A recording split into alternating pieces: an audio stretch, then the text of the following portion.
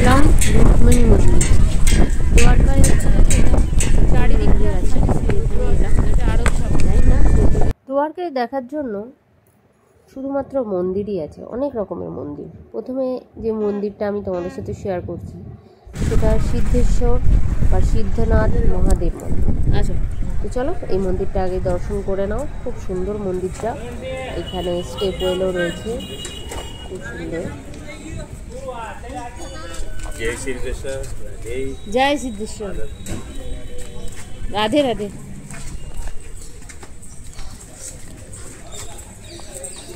Take off your shoes and slippers.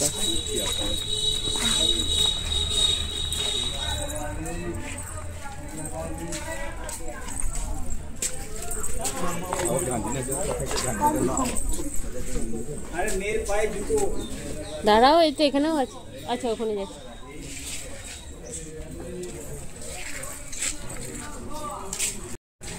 এইটা হচ্ছে একটা কুয়ো। ধরো,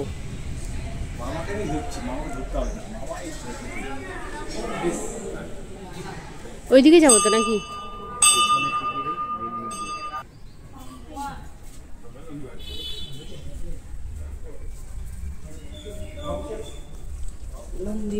हर हर महादेव, ओम नमः शिवाय।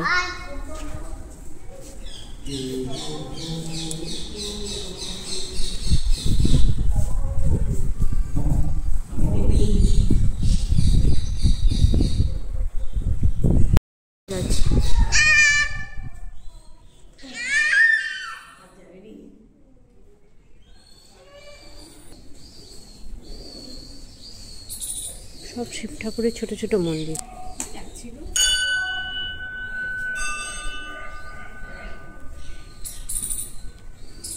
ওটা আছে হনুমানজির মন্দির, চলো ওটাই যাই।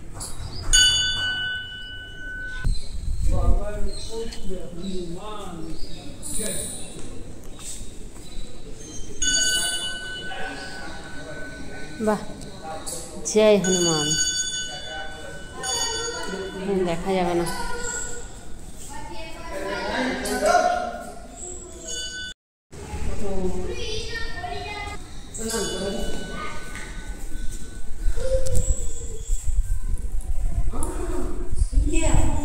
মামা হর্স, এই দেখো, এইদিকে দেখো, চান করছে হর্স। এই দেখো হর্স চান করছি। চলো চলো। এরপরে যে মানে মন্দিরটা হচ্ছে তোমাদের সাথে শেয়ার করব, এটা স্বামী নারায়ণা মন্দির, দ্বারকার পাশেই, আমাদের হোটেলের পিছনেই। তো চলো। স্বামী নারায়ণা মন্দির,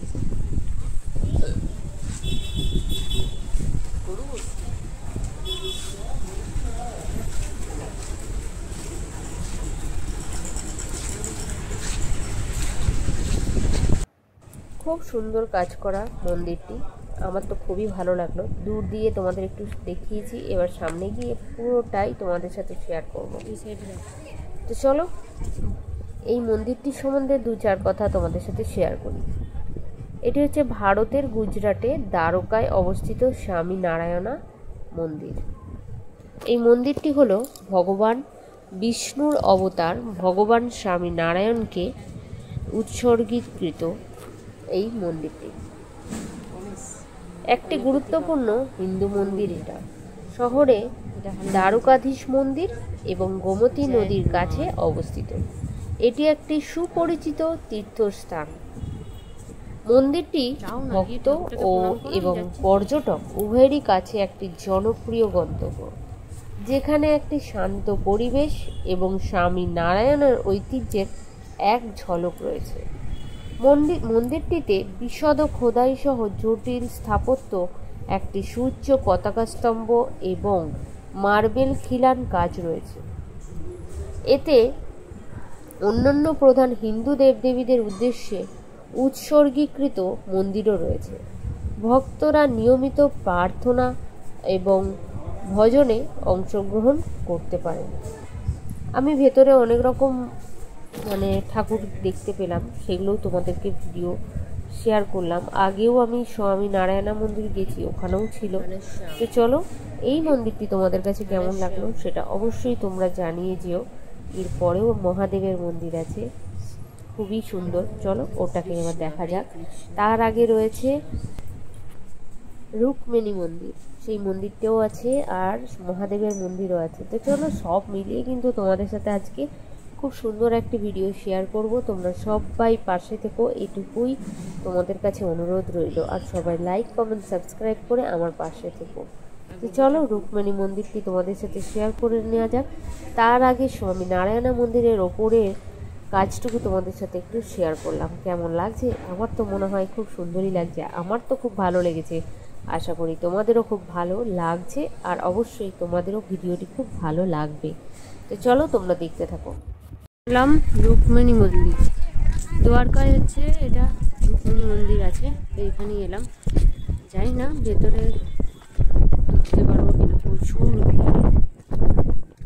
এই এত ভিড়ে ঢুকবে?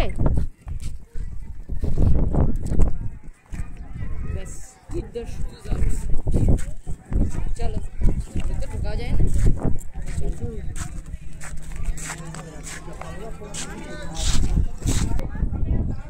প্রচুর ভিড়, এই যে এইখান দিয়ে অত ভিড়, এত ভিড়। গুজরাটের দ্বারকায় অবস্থিত রুক্মিণী মন্দিরটি ভগবান কৃষ্ণের সহধর্মিণী রুক্মিণীর উদ্দেশ্যে নিবেদিত একটি গুরুত্বপূর্ণ হিন্দু মন্দির। সেটাই আজকে তোমাদের সাথে শেয়ার করছি। এটি দ্বারকাধীশ মন্দির বা জগৎ মন্দির থেকে প্রায় 2 কিলোমিটার দূরে অবস্থিত। মন্দিরটি 2500 বছরের বেশি পুরনো বলে মনে করা হয়।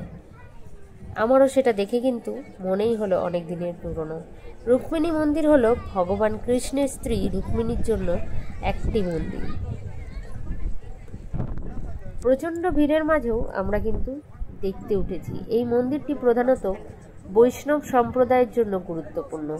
রুক্মিণী দেবীকে লক্ষ্মীর অবতীর এবং সৌভাগ্যের দেবী হিসেবেও দেখা হয়। তো এখানে সবাই হচ্ছে পুজো দেওয়া হচ্ছে, আর জলের ব্যাপারও একটা কিছু আছে, সেটাও তোমাদের সাথে পুরোটা শেয়ার করব। ভগবান শ্রীকৃষ্ণ এবং তার রানী রুক্মিণী মন্দিরের বিভিন্ন ঠিকানা ঘিরে একটি আকর্ষণীয় কিংবদন্তি রয়েছে। কথিত আছে যে দুর্বাসা ঋষি কৃষ্ণ এবং রুক্মিণীকে রথ টেনে তাদের বাড়িতে খাবারের জন্য নিয়ে যাওয়ার জন্য অনুরোধ করেছিলেন। গল্পটা শুনতে তোমাদের সবার ভালোই লাগবে, তো পুরো গল্পটা শোনার অনুরোধ রইল। পথে রুক্মিণী যখন তৃষ্ণা নিবারণের জন্য জল চাইলেন, তখন ভগবান শ্রীকৃষ্ণ তার হাতুড়ি দিয়ে মাটিতে ধাক্কা দিলেন এবং গঙ্গা নদী আবির্ভূত হলো। খুবই সুন্দর গল্প, অল্প অল্প করে ছোট্ট ছোট্ট করে তোমাদের সাথে শেয়ার করছি। রুক্মিণী তৃষ্ণা নিবারণ করলেন, কিন্তু ঋষির কাছে জিজ্ঞাসা করতে ভুলে গেলেন যে তিনি জল পান করতে চান কিনা। দুর্বাসা অপমানিত বোধ করলেন এবং তাকে অভিশাপ দিলেন যে তিনি তার স্বামী থেকে আলাদা থাকবেন। সত্যি কি কষ্টের সময়, স্বামীর থেকে আলাদা থাকা যে কি কষ্ট, সেটা ভগবানও শুনে তো আমি অবাকই হচ্ছি আর কি, নিজেরই কেমন কষ্ট লাগছে আর কি। তারপর থেকেই কিন্তু এই মন্দিরটি তৈরি হয়েছে, সেই জন্য আর কি ছোট্ট করে একটা গল্প বলে তোমাদের সাথে ভিডিওটি শেয়ার করলাম। দ্বারকার ভদকেশ্বর মহাদেব মন্দির, আজকে যেটা তোমাদের সাথে শেয়ার করব, এটা দ্বারকার ভদকেশ্বর মহাদেব মন্দির। আমি এটা ছবিতে দেখেছিলাম গুগলে, সেখানে দেখে তো আমার কি ভালো লেগেছিল। ওরকম জলে জল আছে ওরকমভাবে ভেবেই আমি গেছিলাম, কিন্তু যখন গেলাম তখন দেখলাম অনেকটাই চেঞ্জ। এখন অনেক রকম সুন্দর করে সাজিয়ে তোলা হয়েছে জায়গাটা, যাতে সবাই আসতে পারে, সবাই দর্শন করতে পারে। সেই জন্য চারিদিকে মেলা, চারিদিকে খুব সুন্দর খাওয়া দাওয়া, দোকান পাট সব কিছুই আছে। আর যত এগিয়ে চলছি যেন মনে হচ্ছে দুদিকে সমুদ্র, মাঝখানে মহাদেব বসে আছে। হ্যাঁ, সেরকমই দেখেই গেছি। আরব সাগরের একটি টিলার ওপর অবস্থিত ভদকেশ্বর মহাদেব একটি শ্রদ্ধেয় শিব মন্দির। এখানে একটি স্বপ্রকাশিত শিবলিঙ্গ রয়েছে, যা চন্দ্র ও মৌলীশ্বর শিবের একটি রূপ। জনশ্রুতি আছে যে বহু শতাব্দী আগে দেবতা সমুদ্রে এই রূপে আবির্ভাব হয়েছে। সমুদ্র সঙ্গমের কাছে জগৎগুরু আদি শঙ্করাচার্য এই মন্দিরটি তৈরি করেছিলেন। এটি দ্বারকার সবচেয়ে প্রতীকী শিব মন্দিরগুলির মধ্যে একটি আধ্যাত্মিক ও মনোরম রত্ন। ভক্তরা দেবতার দর্শন চান এবং নির্মল পরিবেশ উপভোগ করেন। প্রতি বছর আরব সাগর মন্দিরটিকে আংশিকভাবে ঢেকে দেয়, যা এক অনন্য দৃশ্য। এই অনুষ্ঠানটিকে অভিষেকের এক রূপ হিসেবে দেখা হয়, যা একটি ধর্মীয় স্থান। তার মানে এই সময় যখন আরব সাগর ঢেকে দেয়, সেটা অভিষেকের একটা মনে হয় অনুষ্ঠান হয়। এইটাই মানে দেখার খুব আমার ইচ্ছে ছিল, ভেবেই গেছিলাম, কিন্তু আমার কপাল খারাপ, আমি দেখতেই পেলাম না। যাক, মহাদেবের দর্শন পেলাম, জায়গাটা দেখতে পেলাম, এটা অনেক বড় পাওয়া আমার কাছে। তো কেমন লাগছে মন্দিরটা অবশ্যই তোমরা জানিও। আর আমার আজকের ভিডিওতে কিন্তু অনেক রকম মন্দির রয়েছে, তোমাদের কোন মন্দিরটা পছন্দ হয়েছে অবশ্যই তোমরা জানিও। আর আমার ভিডিওটা কেমন হয়েছে সেটাও তোমরা জানিও। ভদকেশ্বর মন্দিরের পাশেই দুপা এগিয়ে গেলেই কিন্তু এখানে সানসেট পয়েন্ট আছে, যেখানে সূর্য ডুবছে সেই সময় কিন্তু ছবি তোলা হয়। এই যে এইখানেই এলাম সানসেট পয়েন্টে, কিন্তু এই যে এখানে এসেও আমাদের কপালটা খারাপই হলো। আমরা সূর্য ডোবার দৃশ্য তো দেখতেই পেলাম না, উপরন্তু আকাশে মেঘ আর মেঘ, আর প্রচণ্ড হাওয়া। এত হাওয়া দিচ্ছে, নিজেকেই যেন দেখলে মনে হচ্ছে পাগলি পাগলি লাগছে আর কি। তোমরা দেখে বুঝতেই পারছো কীভাবে আমার চুলগুলো সব বেরিয়ে চলে এসছে। যে হারে আমি বেঁধে এসেছিলাম সেই তুলনায় এখন আমাকে আরও বেশি পাগল পাগল লাগছে। তো যাই হোক, সেটা ইম্পর্টেন্ট না, তোমাদের কাছে জায়গাটা ইম্পর্টেন্ট। আর সত্যি কথা বলতে এখানে সবাই ছবি তুলতে ব্যস্ত, সবাই যে যেমন পারছে ছবি তুলছে। আর তোমাদের কেমন লাগছে ছবিগুলো সেটা তোমরা বলো, আর কেমন লাগছে জায়গাটা সেটাও বলো। আমি জানি সবার ভালো লাগবেই। ওই যে দূরে দেখো, দুপা দূরে বললাম না মহাদেবের মন্দির, সেখান থেকেই আমরা এখানে সানসেট পয়েন্টে টুক করে চলে এলাম ছবি তুলতে। আর সানসেট পয়েন্টে আসার পরেই তারপরে আমরা গেছিলাম দ্বারকা, যেখানে মন্দিরের ভিডিও তুলতে দেওয়া নিষেধ। সেখানে আমি কিছুই ভিডিও করতে পারলাম না, তাই ওখানে পুজো দিয়ে প্রসাদ নিয়ে রাতে সমুদ্রের পার হয়ে আস্তে আস্তে হোটেলে ফিরে এলাম। তো রাতে সমুদ্রের পাড় দিয়ে আসতে কার না ভালো লাগে, এখানে অনেকেই বসে আছে। এখান থেকেই আমরা আস্তে আস্তে হোটেলে ফিরে এলাম। কেমন লাগছে অবশ্যই তোমরা জানিও।